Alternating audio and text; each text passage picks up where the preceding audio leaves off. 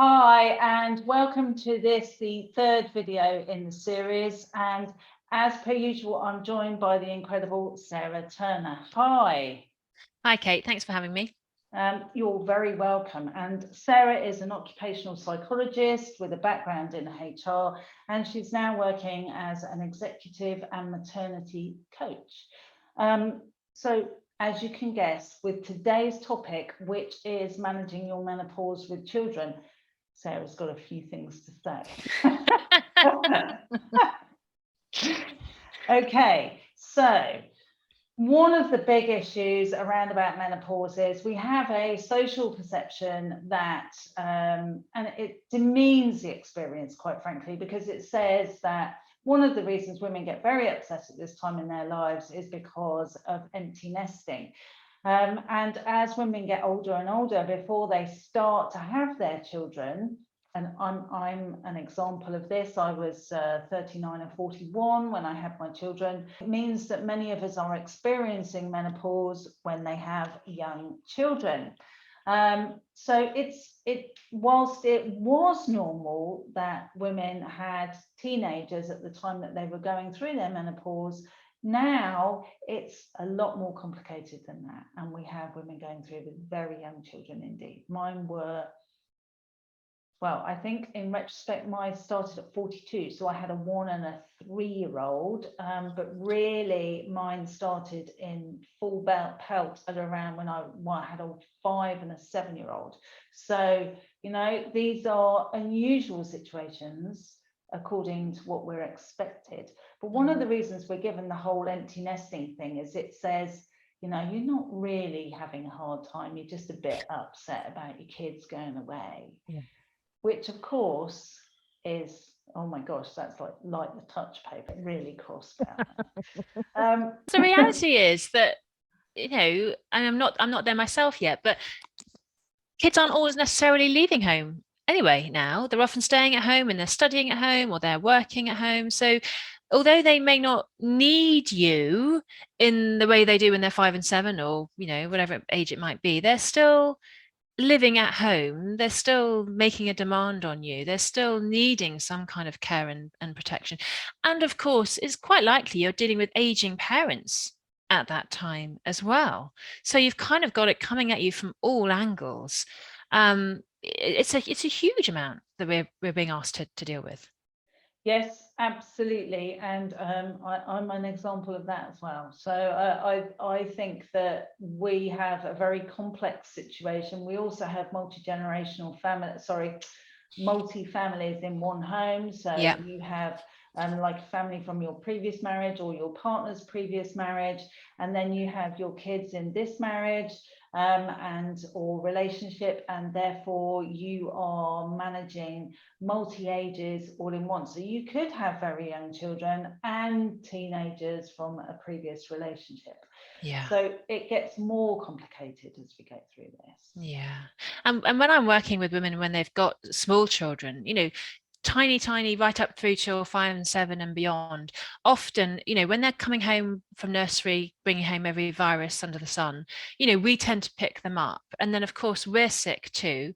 And I often have to say to my clients, you know, if your baby is sick, actually, you're sick too, because if they're not sleeping at night, you're not sleeping at night. And so actually, you're not going to be able to function at work the next day. And expecting yourself to function at work the next day when you haven't had any sleep is utter madness.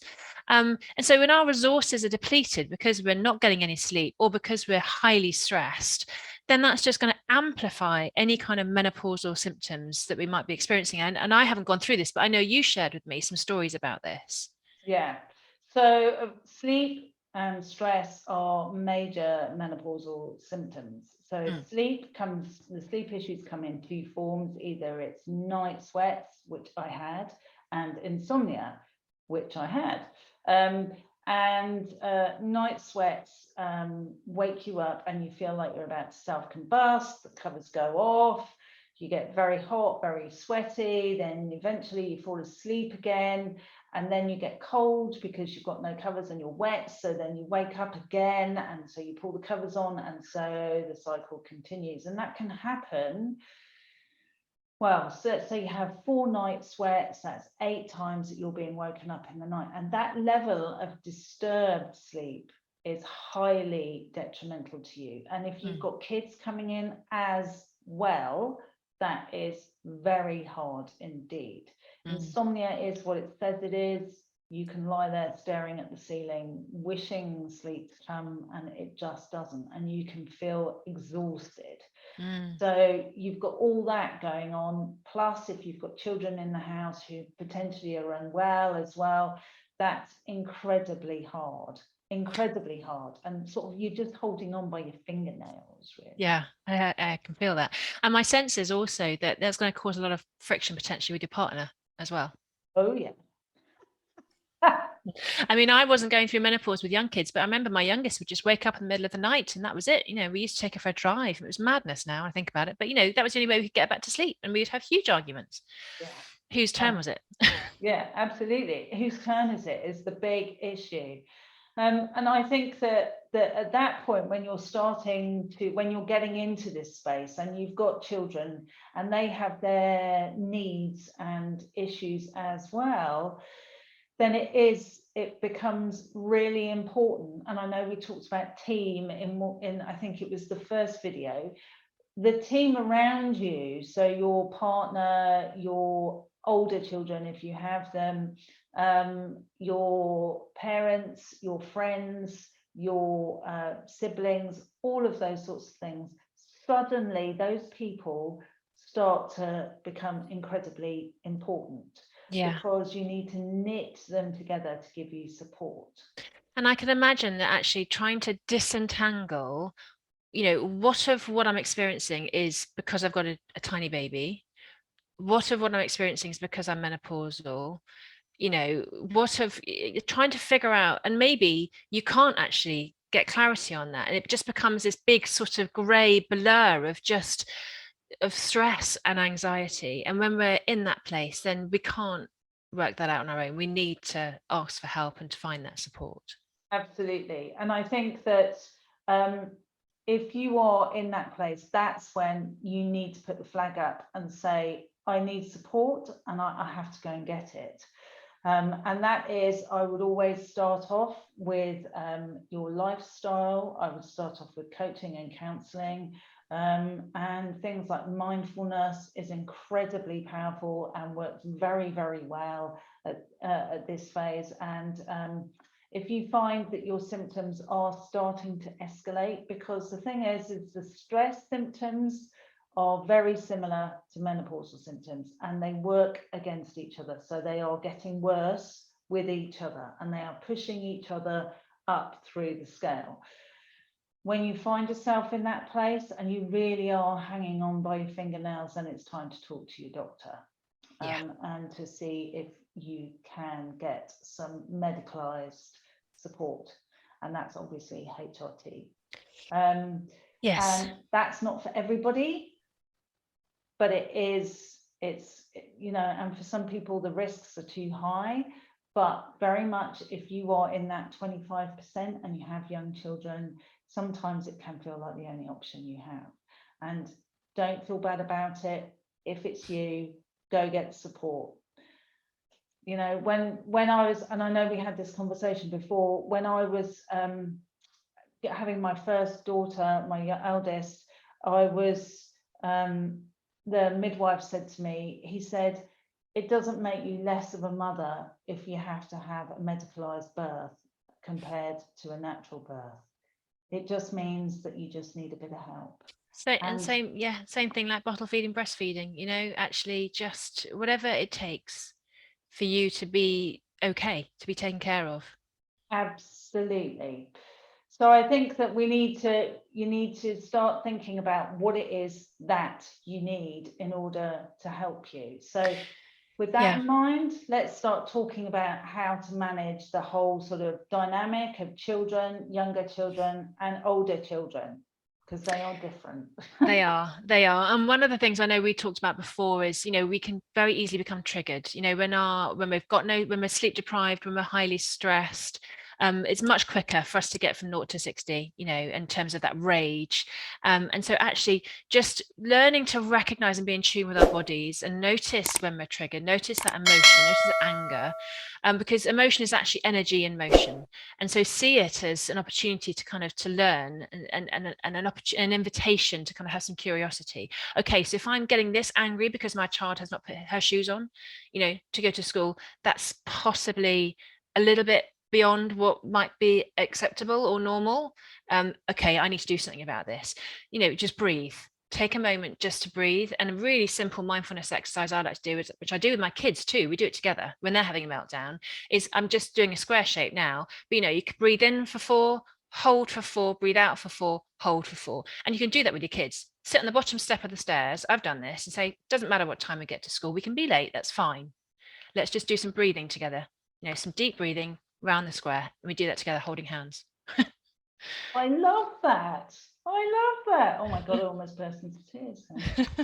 One thing I would do, and I used it with my grandchildren, was that when my moods and my anger were getting out of hand, my children, I gave them complete authorization to say I was getting out of hand. And I did that with the menopause monster. And that, by doing that, that bad behavior became disassociated from me. It was a thing that came, and every child knows what a monster looks like. The thing that came and appeared and then disappeared. But if they called it, I had to walk into another room. I had to take control, because you're giving them some power, and if you don't listen to them, not honoring that power is incredibly damaging. And I love that. And I think just what I would add also is there's the power of connection. So it's really hard to be angry when you're having a hug. So when you've had that kind of rage, saying you're sorry, it was the menopause monster, but mummy's here now, let's have a hug. And I mean, if the child is the one who's having the tantrum, one of the other ones that I love is called the heartbeat hug, where you hold them close and you get them to put their ear to your heart, and you have to get them to listen to your heartbeat. And they can't do that if they're yelling. So they have to stop yelling so they can hear the heartbeat. And then there's something really comforting about the beat of your heart and being in your arms, and it calms them down and it calms you down. So that's a really lovely, warm, you're going to cry, aren't you? Connecting kind of way of grounding both of you when you're feeling just up here. Gosh, that's so beautiful.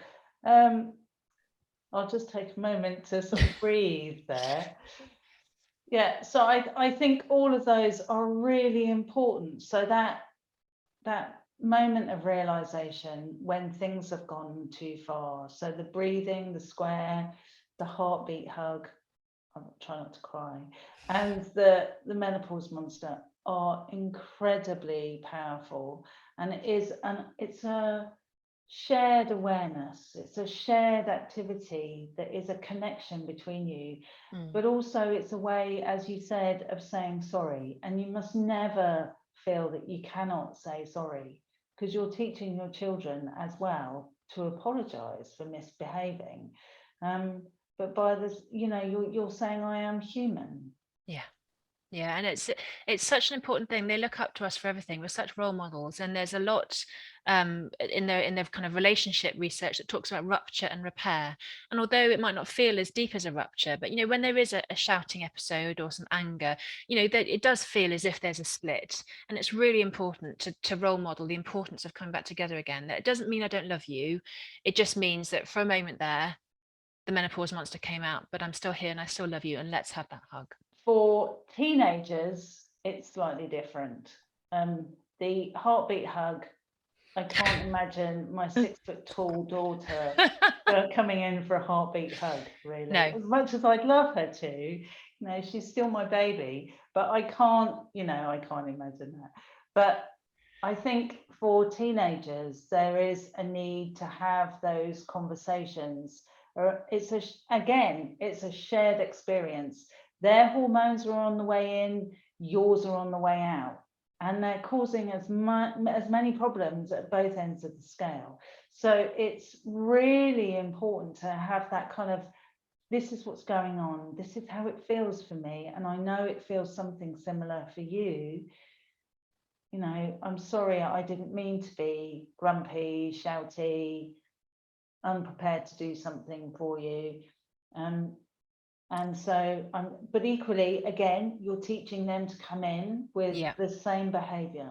Yeah, absolutely. Well, one of the things I do with my daughter, who's not always that forthcoming because she can't necessarily find the words to say what she feels, is we bought a book. It's a journal. It's called Mother and Daughter Journal or something like that. And so she'll just write something to me and leave it on my bed, and then I'll read it and I'll write a response, and then leave it on her bed. So it's a way of us being able to have those conversations about those things that may be a little bit more tricky or a little bit more sensitive. So that's a really nice way in. The breathing does work. I do deep breaths with her, you know, the box, or just even 3 deep breaths can be really powerful. And the final thing I'd kind of talk about, which we can give a link to, is I think it's Dan Siegel has done some work around the teenage brain. And in essence, what he talks about is your brain isn't fully developed until you're 24. So if you can think about it as the downstairs and the upstairs of a house, the downstairs of your brain is the emotional brain, the upstairs is the logical part of your brain. So really, as a teenager, the downstairs is going to be fully furnished. You've got your kitchen, you've got your living room, you know, you're fully done. But the upstairs has got holes in the roof, it's still in construction.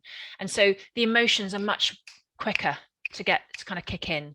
And so it's just saying it's okay, that's just what you do as a teenager. It's what I do too. We get emotional.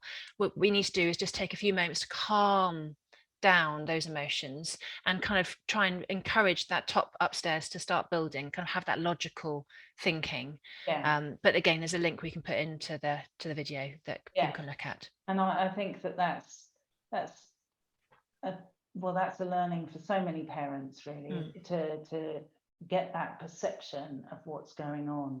You know, why don't they understand? Why can't I get through to them? Why are they not hearing what I'm saying?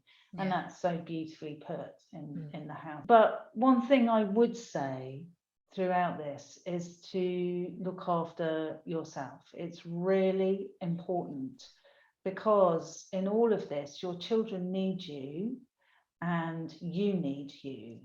And primarily, you cannot do that unless you've looked after yourself first and then your children. So if you constantly are looking after your children first and not you, then, and you know, as mothers, it's a natural thing to do. It's not a criticism. Then you don't have the energy, or you don't have the infrastructure then to go forward and look after your children. Absolutely. And, you know, we talked in one of the previous videos about the scaffolding, and it's very much around, you know, what is it that you need to do to take care of yourself? That's it for this video. Please subscribe. The next video is all about diversity and inclusion, and we will see you soon. See you then.